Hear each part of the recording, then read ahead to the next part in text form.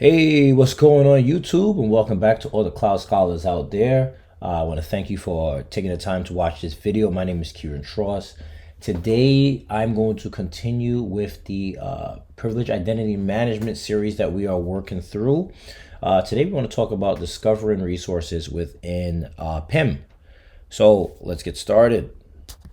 So I'm logged into the Microsoft Entra Admin Center, and in order for you to discover your resources, I'm going to walk you through the sections where you need to get through to be able to see it. And before I even jump into that, with Microsoft PIM, a lot of times when people talk about PIM, they really focus more on the role assignments, but they don't really talk about the resources and how you manage those resources, right? You may have assignments to give people contributor rights, or or any other those other roles within Azure, but they really don't talk about in taking resources, those Azure resources, and utilize them within PIM. It's mostly about users, to be honest with you, specifically users and in groups, at least from my experience with working with various clients. So I really want to focus on the resource discovery because I feel like it's very important, and it's a section within PIM that people really don't focus on. So within Microsoft Entra page, what we're going to do is you need to go down to identity governance down here, and then within identity governance, you're going to go to privilege identity management. Now over here, what you're going to do is you're going to scroll down here to this Azure resources, and then over here is where you'll be able to start going through and discovering your resources. So if I hit the discover resources, right now I'm not seeing anything really pop up on this page. Right now I have this in the old view. So I really want to show it to you in the newer version, because I clicked on the go back to legacy mode, and that's where it's shown that way. So I'm just going to go through PIM here through Azure, and you could do the same thing. So you're just going to go to Microsoft Entra, identity governance, and then over here you're going to do Azure resources. And this is what you all are probably going to see. You see right here it says switch back to legacy Azure resource experience.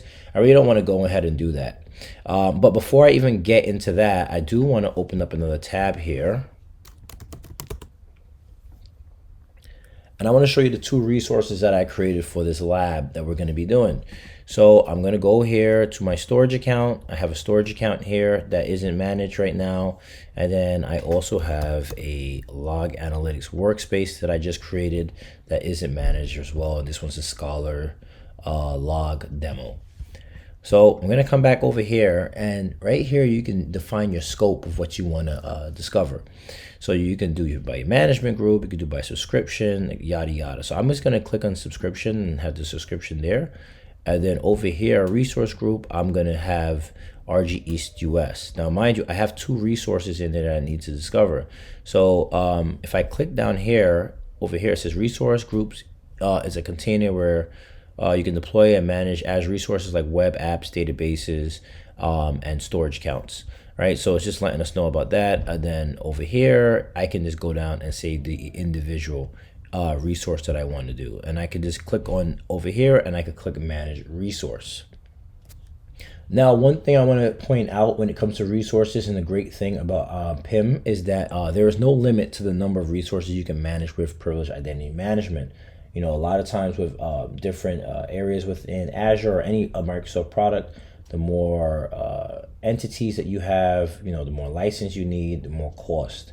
So this is one of the things I like that PIM allows you to do, which for some reason people aren't really using it like that, is that this way you can pull in a lot of different resources and manage your resources, and there's no limit to it. Okay, so what I'm going to do now is I'm just going to click on manage resource over here. Okay, so now that we're here inside the manage resource, we're managing the resources at the resource group level, right? So what we're able to do is we can see that my roles is associated with it. There's nothing really going on here. Pending requests, approve request, roles down here. We could add assignments if we wanted to add assignments if we needed to. But what I really want to show you is the settings page, right? Because this is where we get to do a lot of different things. And this is a list of PIM policies for the selected resource, which is really great because you could do it from a subscription level if you wanted to.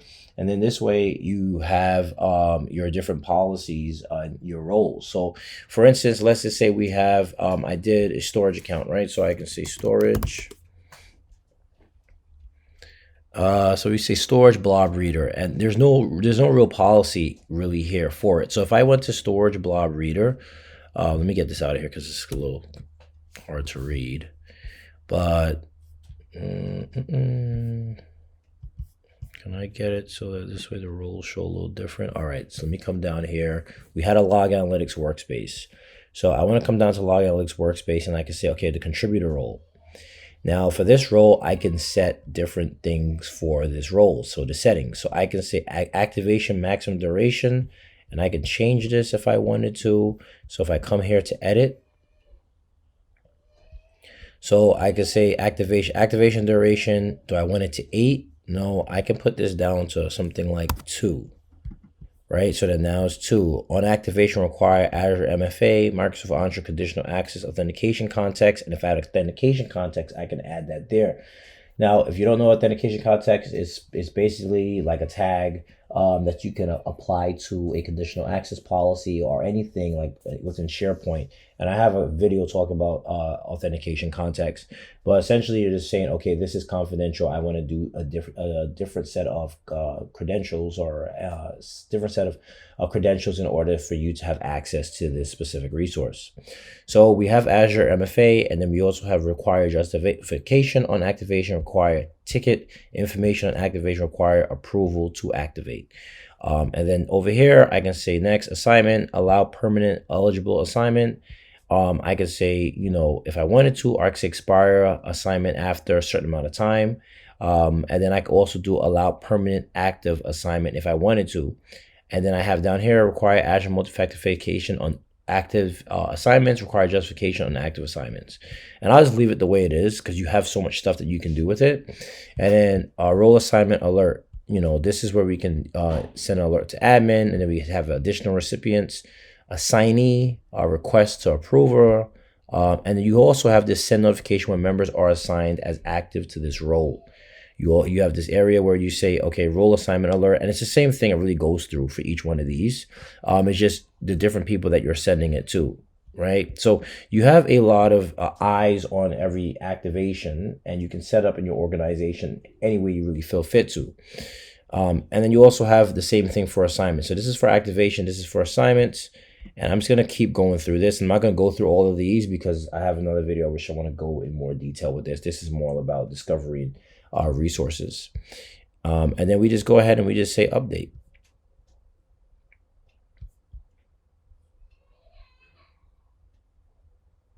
So if I refresh here,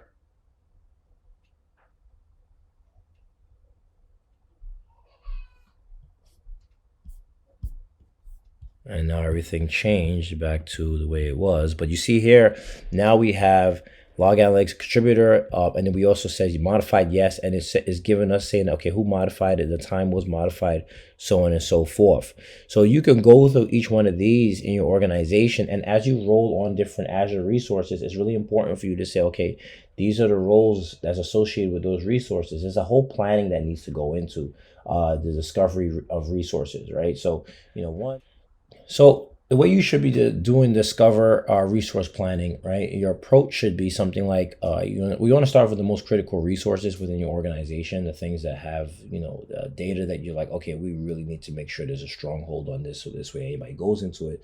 They only have a certain amount of time frame to be into that different resource, and they have access to it.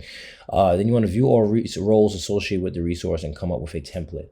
So, you also have your contributor, you have your reader roles, you have all that stuff, right, associated. So let's say for a storage account, you have the storage contributor, reader, blob readers, so on and so forth. I don't remember them all top of my head, but you really should look at all of those roles and say, okay, well, what do we want for our activation? Like, how long do we want to make sure that people have this activation roles, right? So, for a reader, you might say, okay, I'll give the duration for like 6 hours. But for a contributor, you might say, okay, all contributor roles should be 2 hours. It's really what you want with your organization, how you want to, make those roles restrictive. I'm just throwing out some ideas out there. Then you also have new role resources should have a plan on how to implement PIM roles and activation policies.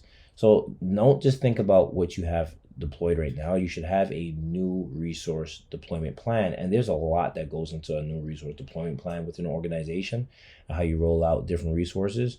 And also from a security standpoint, okay, who needs access, where the logs go, so on and so forth. I can spend so much time just talking on that last bullet point there, but to kind of stay on topic, PIM should be a part of how you roll out new resources within your organization. And then, once you set that up, you should be perfectly fine. Now, I am going to have another video talking more in detailed about, the role settings and so on and so forth, and kind of going through all that. I just skimmed through this one because we're doing a deep dive and I'm trying to break down the information in small bites, so this is easier for you to digest. But I wanted to show you about how you go about taking and discovering new resources within Azure, so that this way you're able to make sure that everything is being managed effectively within your organization. So, this is supposed to be a short and sweet video. I want to thank you for taking the time for watching this video. Once again, my name is Kieran Tross. If you haven't done so already, please smash that like and subscribe button. Here at Cloud Scholars, my goal is to get you from scholar to consultant, and of course, consultant to expert. Thank you, and see you next time.